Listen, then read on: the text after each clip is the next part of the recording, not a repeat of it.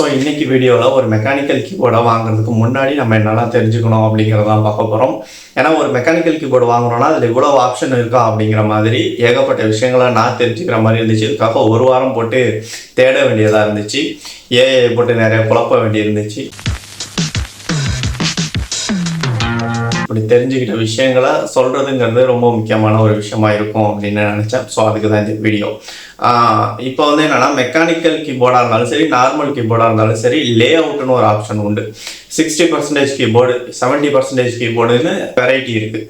60% கீபோர்டுங்கிறது என்னென்னா, இந்த நம்ம யூஸ் பண்ணுற number pad plus page down, end, home, இந்த பட்டன்லாம் வச்சுருக்கு இல்லையா, இந்த ஆப்ஷன்ஸ் எல்லாத்தையுமே கட் பண்ணிவிட்டு கீபோர்டே சின்னதாக இருக்கும்.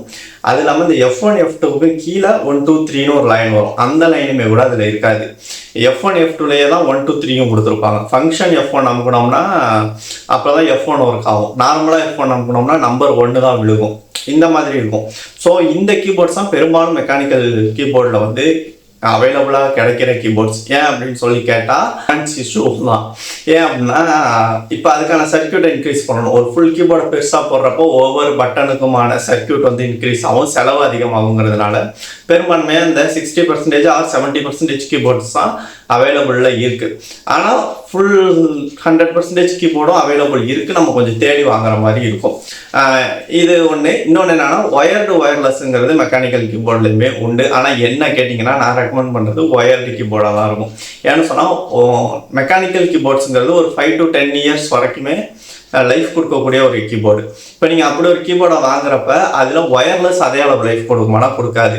பெரும்பான்மையான மெக்கானிக்கல் கீபோர்டு ட்ரை மோடில் தான் வரும். ட்ரை மோடுங்கிறது என்னென்னா, ப்ளூடூத்லேயும் கனெக்ட் பண்ணிக்கலாம், ஒயர்லெஸ் டாங்கிள் மாதிரி கொடுத்துருப்பாங்க, அதை கனெக்ட் பண்ணிக்கலாம், ப்ளஸ் ஒயர்லையும் கனெக்ட் பண்ணிக்கலாம். Type-C to USB அந்த மாதிரி கேபிள் கனெக்ஷனும் கொடுத்துருப்பாங்க. இப்போ வந்து இந்த கேபிள் கனெக்ஷன் பிரச்சனை கிடையாது. சப்போஸ் ஒயர்லெஸ் ஒர்க் ஆகலைன்னா கூட இதில் நம்ம யூஸ் பண்ணிக்கலாம் தான். ஆனால் இந்த ஒயர்லெஸ்க்கு வந்து ஒரு பேட்டரி கெப்பாசிட்டி இருக்கும், ஒரு பேட்டரி இருக்கும் உள்ள. இந்த பேட்டரி வந்து 10 வருஷமும் வருமானா கண்டிப்பாக வராது. பேட்டரி எந்த ஒரு பேட்டரியுமே அவ்வளோ லைஃப் கொடுக்காது.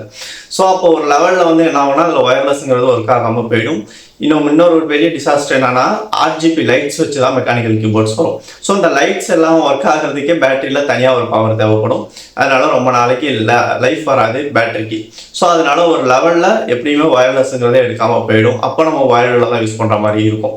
ஆனால் எனக்கு வந்து நான் கம்ப்யூட்டர்லையும் யூஸ் பண்ணணும் ப்ரோ, மொபைல்லையும் யூஸ் பண்ணுவேன், இந்த மாதிரி இருக்கிறதுனால எனக்கு ஒயர்லெஸ் தான் தேவைப்படுதுன்னா நீங்கள் அதை வாங்கிக்கலாம். பட் என்ன கேட்டால் ஒயர்டு வாங்குறதுங்கிறது பெட்டர்னு சொல்லுவேன். கான்செப்டுக்குள்ளே எப்போலாம் போகிறோம் என்ன அப்படின்னா, சுவிட்சஸ். ஸோ மெக்கானிக்கல் கீபோர்டை பொறுத்த வரைக்கும் சுவிட்சஸ் டைப்ஸ் இருக்குது. இதை நீங்கள் தெரியாமல் அந்த கீபோர்டை வாங்கினீங்க அப்படின்னு சொன்னால் அது உங்களுக்கு பிரச்சனை தான். அது ஏங்கிறதையும் சொல்லிடுறேன். சுவிட்சஸில் வந்து 3 டைப்ஸ் உண்டு. ஒன்று வந்து ப்ளூ ஸ்விட்ச், இன்னொன்று வந்து ப்ரௌன் ஸ்விட்ச், இன்னொன்று வந்து ரெட் ஸ்விட்ச். இந்த ப்ளூ ஸ்விட்சுங்கிறது எப்படின்னா, கிட்டத்தட்ட டைப்ரைட்டரோட ஃபீலை கொடுக்கும். டைப்ரைட்டரில் ஒரு பட்டனை கிளிக் பண்ணுறப்ப அந்த கிளிக் பண்ண ஃபீல் ஒன்று வந்து நமக்கு ஹேண்ட்லேயே வந்து கிடைக்கும், ஃபிங்கர்லேயே கிடைக்கும். அப்படி அமுக்கினதும் ஒரு ஃபீல் கிடைக்கும், ஒரு சவுண்டு வரும். ஸோ இந்த ஆப்ஷன் வந்து இந்த ப்ளூ ஸ்விட்சில் உண்டு. சவுண்டும் அதிகமாக இருக்கும், பட்டனும் கிளிக் பண்ண ஃபீல் கிடைக்கும். இந்த ப்ரௌன் ஸ்விட்சை பொறுத்த வரைக்கும் இதில் சவுண்டு கொஞ்சம் கம்மியாக இருக்கும், பட் கிளிக் பண்ணுற ஃபீலும் கொஞ்சம் கிடைக்கும். இது வந்து ஒரு மிட் ரேஞ்ச். ப்ளூலேருந்து கொஞ்சம் சவுண்டு கம்மியாக இருக்கும் ப்ரௌன் ஸ்விட்ச். ரெட் ஸ்விட்சுங்கிறது தான் வந்து ரொம்ப பாப்புலரான ஒரு கீபோர்டுன்னு வந்து சொல்லலாம். இதில் சவுண்டும் கம்மியாக இருக்கும், கிளிக் பண்ண சாஃப்டாக இருக்கும் கம்பேரிட்டிவ்லி ப்ளூ ஸ்விட்ச் ப்ரௌன் ஸ்விட்சோட கம்பேர் பண்ணும்போது. இப்போ இது தெரியாமல் நீங்கள் வாங்கினீங்க அப்படின்னா, ப்ளூ ஸ்விட்ச் வந்து சில பேருக்கு அன்கம்ஃபர்டபுளாக இருக்கும். ஏன்னா இவ்வளோ அழுத்தி டைப் பண்ணால் தான் டைப் பண்ணவே முடியுமா அப்படிங்கிற மாதிரி இருக்கும். ஸோ அதனால் இந்த ஸ்விட்சஸை தெரிஞ்சு வச்சுக்கோங்க. நீங்கள் வாங்குகிற கீபோர்டு என்ன ஸ்விட்சுங்கிறத ஃபஸ்ட்டு பார்த்துக்கோங்க. அடுத்து வந்து பார்த்தோம்னா, கீபோர்டோட பாடி. கீபோர்டை பொறுத்த வரைக்கும் மெட்டல் பாடி உள்ளதும் இருக்குது, பிளாஸ்டிக் பாடி உள்ளதும் இருக்குது. ரெண்டோட அட்வான்டேஜ் டிஸ்அட்வான்டேஜ் என்னென்னா, மெட்டல் பாடியை வந்து கேரி பண்ண முடியாது. அதை எடுத்துக்கிட்டு நிறையா வெளியில் சுற்ற முடியாது. டூர் போகிறீங்கன்னா எடுத்து வச்சுக்கலாம், அந்த கீபோர்டை கொண்டு போக முடியாது, ஏன்னா கொஞ்சம் வெயிட்டாக இருக்கும். பட் வந்து மெட்டல் கீபோர்டை பொறுத்த வரைக்கும் அது கீழே விழுகுது அப்படின்னா அது டேமேஜ் ஆகிற பர்சன்டேஜுங்கிறது கம்மியாக இருக்கும். திக்கான ஒரு பாடி இருக்கிறதுனால அது உடையாது. பட் பிளாஸ்டிக் கீபோர்டாக இருக்கிறது வந்து சீக்கிரமே உடஞ்சிரும் அப்படிங்கிறது தான் இதில் ரெண்டுத்துலேயும் டிஃப்ரென்ஸு. இன்னொன்று எப்படின்னா சொல்லுவாங்கன்னா, கேமிங் விளாட்றப்ப ரொம்ப அடிச்சு பிடிச்சி நம்ம விளாண்டுட்டு இருக்கப்ப கீபோர்டு மூவ் ஆகாது, ரொம்ப வெயிட்டாக இருக்கிறதுனால மெட்டல் கீபோர்டை பொறுத்த வரைக்கும். ஆனால் இப்போ பிளாஸ்டிக் கீபோர்ட்னா மூவ் ஆகும் அப்படிங்கிற இஷ்யூஸ் வந்து இருக்கும். ஸோ அதில் உங்களுக்கு என்ன மாதிரி பாடி வேணுங்கிறது உங்களுடைய தனிப்பட்ட விருப்பம். அடுத்து வந்து RGB. இதில் தான் நான் ரொம்ப அடி வாங்கினேன். ஆக்சுவலாக ஆர்ஜிபி லைட்ஸ் வச்சு இருக்கிற கீபோர்ட்ஸில் சில கீபோர்டு ரொம்ப கம்மியாகவும் சில கீபோர்டு ரொம்ப அதிகமாகவும் இருக்கும். சில கீபோர்டு ஃபுல் கீபோர்டாக இருக்கும், நம்பர் பேடு எல்லாமே இருக்கும். 1500 அந்த ரேஞ்சு தான் போட்டிருக்கும். அது எதுவுமே இல்லாமல் ஒரு 60% கீபோர்டாக இருக்கும். அது வந்து பார்த்தோம்னா 2000 ரூபாய்க்கு மேலே வரும். அப்படி என்ன அது ரெண்டுத்துக்கும் டிஃப்ரெண்ட் அப்படின்னு பார்க்கும்பொழுது தான் இந்த ஆர்ஜிபி பற்றின விஷயம் தெரிஞ்சிச்சு. ஆர்ஜிபியை பொறுத்த வரைக்கும் 2 வகையான ஆர்ஜிபி இந்த மெக்கானிக்கல் கீபோர்டில் இருக்குது. ஒன்று வந்து ரெயின்போ ஆர்ஜிபின்னு வந்து சொல்லுவாங்க. இது என்னன்னு சொன்னால் ஸ்டாட்டிக்கான கலராக இருக்கும். இப்போ இந்த கீபோர்டே எடுத்துக்கிட்டோம் அப்படின்னா இந்த கீபோர்டில் இந்த மாதிரி இருக்கிறதுல இந்த பக்கம் ஒரு லைட்டு, இந்த பக்கம் ரெட்டு, இந்த பக்கம் ப்ளூ, இந்த பக்கம் ஆரஞ்சுன்னு எரியுது அப்படின்னா அந்த கலர்ஸை வந்து நம்ம மாற்ற முடியாது.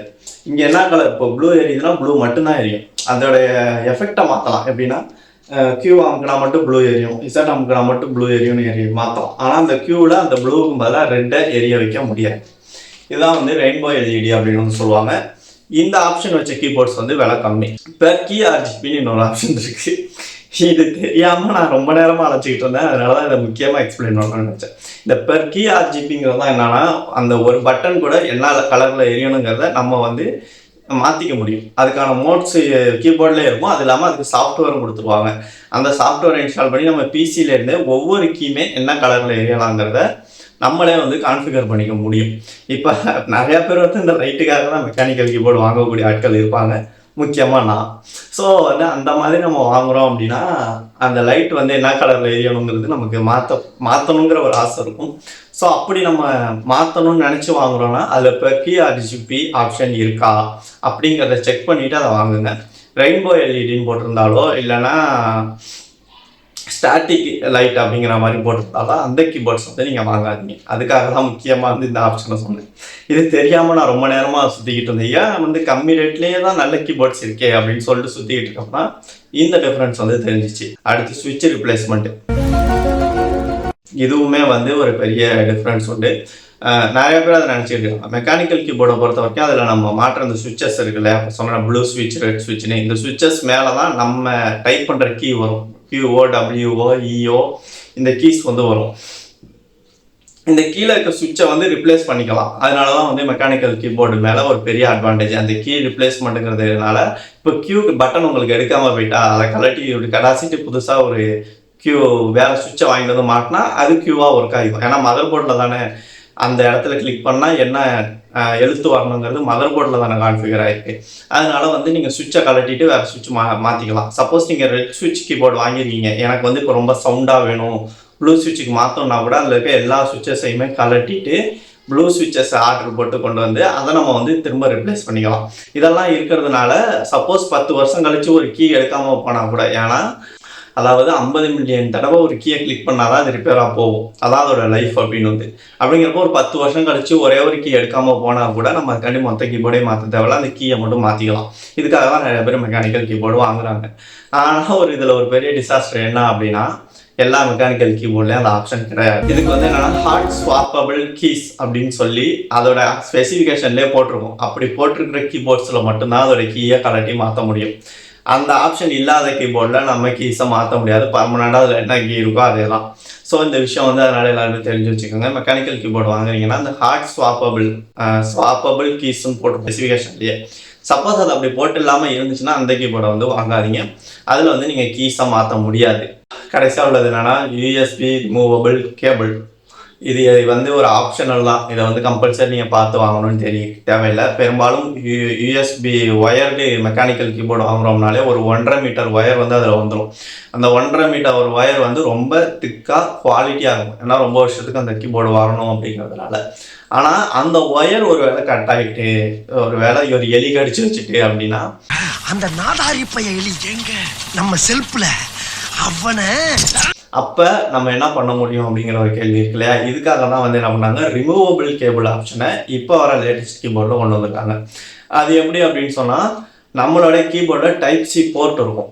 இப்போ நம்ம சார்ஜ் போடுறதுக்கு யூஸ் பண்ணுற டைப் சி கேபிளை வச்சு அதில் அந்த கீபோர்டில் டைப் சியில் கனெக்ட் பண்ணிவிட்டு யூஎஸ்பியை கம்ப்யூட்டரில் கனெக்ட் பண்ணி நம்ம யூஸ் பண்ணிக்க முடியும். அப்படியே அதை சப்போஸ் அந்த கேபிள் எடுக்காமல் போனால் கூட கலட்டி தூக்கி போட்டு இன்னொரு டேட்டா கேபிளை வாங்கி மாட்டி யூஸ் பண்ணிட்டு போயிடலாம்.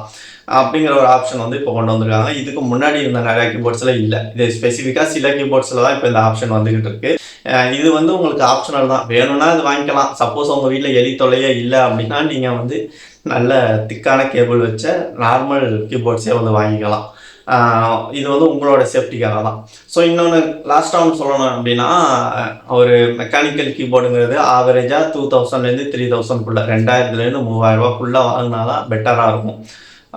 1800லேருந்தே வாங்கலாம். அது நம்ம பொறுத்து, நம்ம வாங்குகிற ஆப்ஷனை பொறுத்து இருக்குது. நீங்கள் வந்து இந்த மாதிரி பெருக்கி RGB எனக்கு வேண்டாம், பேக் லைட் எல்இடியாக இருந்தால் போதும், லைட் எரிஞ்சால் போதும், கலர் மாற்றுற அளவுக்குலாம் வேணாம் அப்படின்னா 1500 1500லேருந்தே உங்களுக்கு மெக்கானிக்கல் கீபோர்ட்ஸ் வந்து கிடைக்கும். இதில் வந்து anti sports plus cosmic bytes, red dragon இந்த மாதிரி கீபோர்ட்ஸ்லாம் கொஞ்சம் இந்த 2000 to 3000 ரேஞ்சுக்குள்ளே நிறையா கீபோர்ட்ஸ் வந்து வச்சுருக்காங்க. அதை தாண்டி போகிறோம்னா ரொம்ப காஸ்ட்லியான பிராண்ட்ஸும் இருக்குது. பட் வந்து நான் வந்து இந்த பட்ஜெட்குள்ளே நான் சொன்ன மேக்ஸிமம் ஆப்ஷன்ஸ் கவர் ஆகுற மாதிரி கீபோர்ட்ஸ்லாம் என்னென்ன இருக்குன்னு சொல்லி லிஸ்ட் அவுட் பண்ணி அதை இன்னொரு வீடியோவாக போடுறேன். ஸோ மெக்கானிக்கல் கீபோர்டு வாங்குகிற எல்லாருக்கும் இந்த வீடியோ யூஸ்ஃபுல்லாக இருக்கும்னு நினைக்கிறேன். தேங்க்யூ.